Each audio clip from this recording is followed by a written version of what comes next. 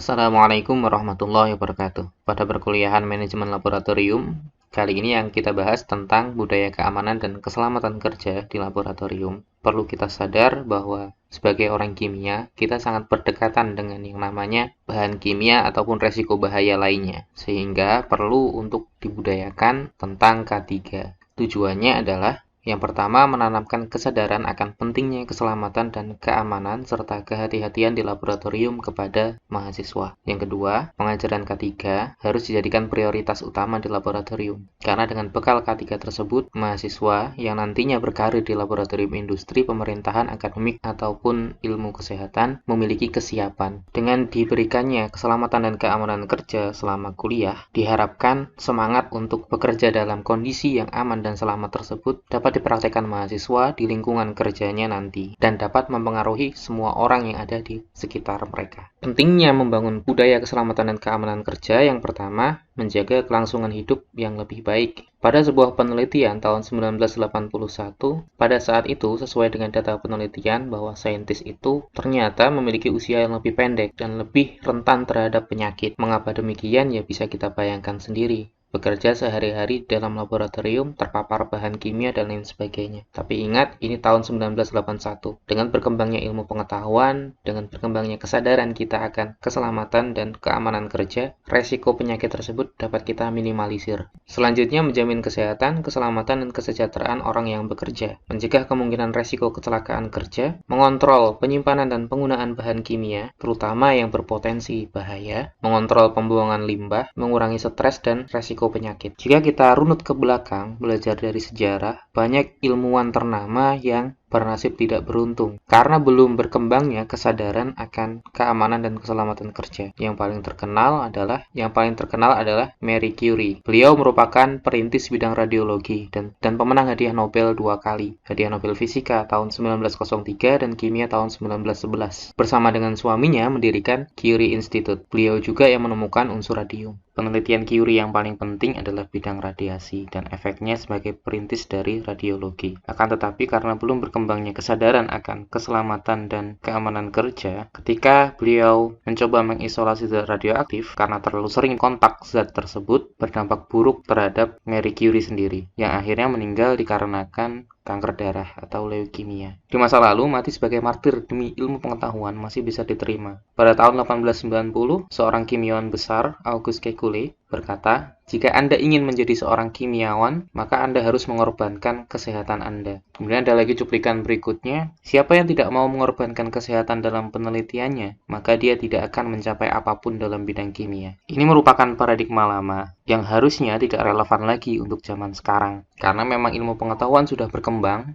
dan manusia sudah mulai mengembangkan sistem kerja yang aman dan menjamin keselamatan bagi orang yang bekerja, termasuk di dalam bidang kimia. Budaya keselamatan kerja pada ujungnya akan menuju ke manajemen resiko kimia. Dan manajemen resiko kimia ini memiliki 3 modal penting, yaitu manajemen keselamatan, manajemen keamanan, dan manajemen limbah lingkungan. Contoh dari kegagalan sistem keselamatan dalam industri terjadi di Bhopal, India. Sebuah pabrik pestisida meledak dan membakar 40 ton lebih metil isosianat. Diperkirakan sekitar 15.000 sampai 20.000 korban meninggal dunia dan lebih dari 500.000 orang terpapar. Berikutnya merupakan kegagalan sistem safety yang terjadi di universitas, yaitu di Dartmouth College. Seorang ilmuwan sedang mempelajari NMR dari dimetil merkuri. Ketika bekerja, dia menggunakan sarung tangan latex. Dan si dimetil merkuri sedikit yang tertumpah ke sarung tangan tersebut. 5 bulan kemudian meninggal karena keracunan merkuri. Tahun 2010 di Texas Tech University, seorang mahasiswa sedang melakukan sintesis sebuah material yang mudah meledak. Akan tetapi karena suatu kesalahan, material tersebut meledak di tangannya. Si mahasiswa kehilangan 3 jarinya, kerusakan mata, dan di beberapa bagian tubuhnya juga mengalami kerusakan. Ini terjadi di Indonesia. Pada tahun 2015, terdapat kesalahan ketika melakukan destilasi di laboratorium.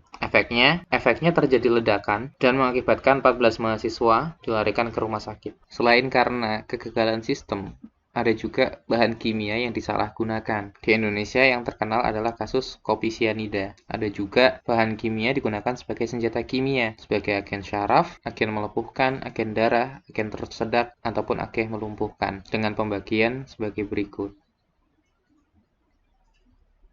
Beberapa contoh penyalahgunaan bahan kimia sebagai senjata. Yang pertama, VX gas. Yang paling terkenal belum lama ini kasus pembunuhan di Kuala Lumpur, di mana korbannya adalah saudara dari Kim Jong-un. Ada lagi Soviet V-gas yang 5 kali lebih beracun daripada VX gas. Di Jepang juga pernah terjadi kasus terorisme menggunakan bahan kimia. Bahan kimia yang digunakan adalah gas sarin. Dia 500 kali lebih beracun dibandingkan dengan sianida. Ada juga penyalahgunaan bahan kimia sebagai senjata kimia yang sifatnya agen darah. Contohnya arsenik dan sianida. Dia akan meracuni sistem syaraf, memiliki tingkat toksisitas yang tinggi, efeknya juga akan sangat cepat. Dia akan menghambat kerja otot, termasuk otot jantung. Penyalahgunaan yang lain menggunakan bahan kimia sebagai senjata untuk melepuhkan. Ada yang namanya gas mustard. Ada juga bahan kimia yang digunakan sebagai agen tersedak. Ada fosgen, ada klorin. Klorin sendiri menyebabkan kekurangan oksigen. Zaman dulu kala dipakai oleh Nazi, mengakibatkan paru-paru akan penuh dengan cairan. Tadi itu beberapa kasus-kasus kegagalan sistem keselamatan dan juga penyalahgunaan bahan kimia untuk mencelakakan orang lain. Kita mengembangkan budaya keselamatan dan keamanan kerja perlu ditekankan agar tidak terjadi hal-hal yang tidak diinginkan. Bagaimana membangun budaya keselamatan kerja? Yang pertama, definisikan peran dan tanggung jawab masing-masing. Yang kedua, komitmen. Yang ketiga, harus ada role model. Yang keempat, komunikasi dan evaluasi yang berkelanjutan. Yang kelima, perlu adanya teamwork. Tanpa adanya kerjasama, aksi yang dilakukan individu efeknya tidak begitu terasa. Membangun budaya keselamatan dan keamanan memerlukan komitmen berkelanjutan dengan standar tertinggi di semua tingkatan, dari pimpinan lembaga teratas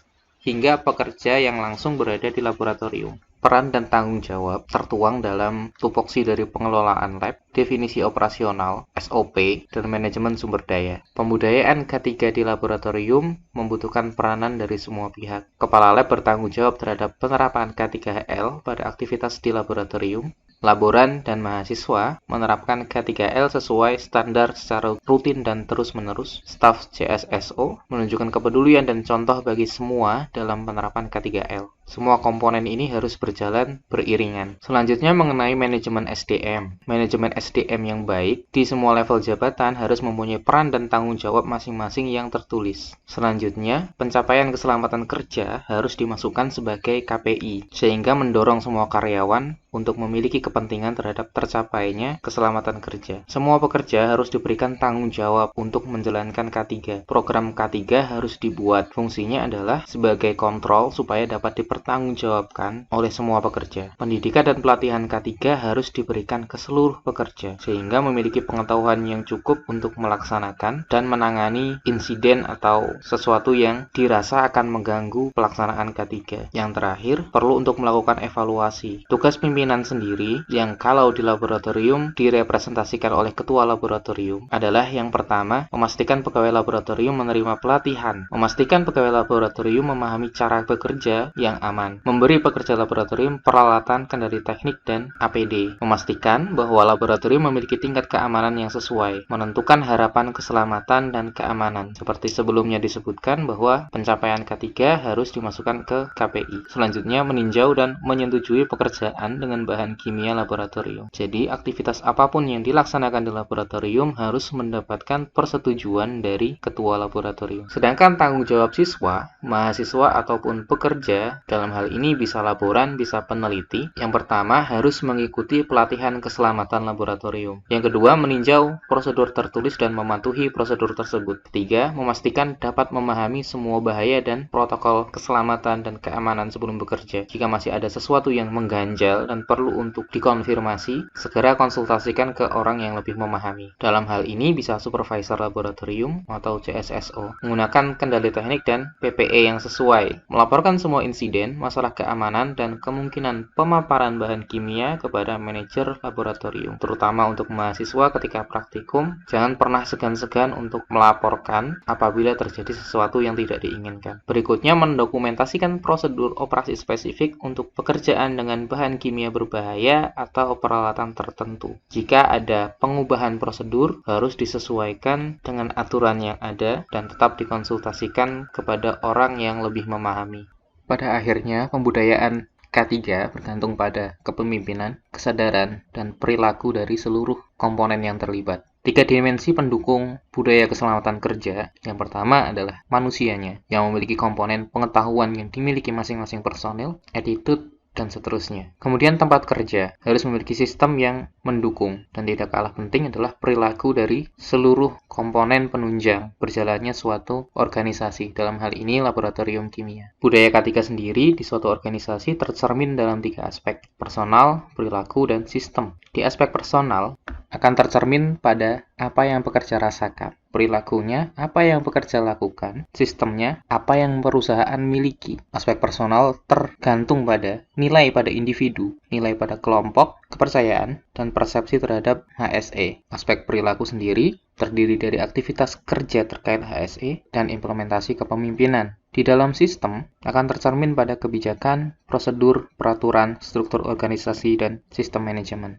yang semuanya terrecord dan tercermin dalam hati dan pikiran di aspek personal masing-masing, kegiatan sehari-hari dalam menilai aspek perilaku, safety guidelines untuk aspek sistem. Jadi sekali lagi, pembudayaan K3 itu sangat bergantung pada perilaku, sistem yang ada, dan juga prosedur yang terstruktur. Berikut ini menggambarkan perlindungan yang harusnya dimiliki setiap pekerja ketika beraktivitas dalam laboratorium. Mulai dari yang paling bawah, dari mahasiswa dan peneliti yang harus memiliki pengetahuan, skill, dan tindakan yang mencerminkan prinsip-prinsip K3. Ke atas lagi ke supervisor. Dalam hal ini bisa jadi ketua laboratorium ataupun penanggung jawab K3. Ke atasnya lagi masuk ke departemen. Kalau misal di dalam suatu organisasi tersebut dia tergabung dalam suatu departemen. Kalau di kita berarti di PLT-nya. Harus memiliki aturan sendiri, pemimpinan yang menunjukkan dukungan terhadap penerapan K3, naik lagi ke tingkat universitas, naik lagi ke tingkat grant funding bodies, naik lagi ke tingkat pembuat aturan.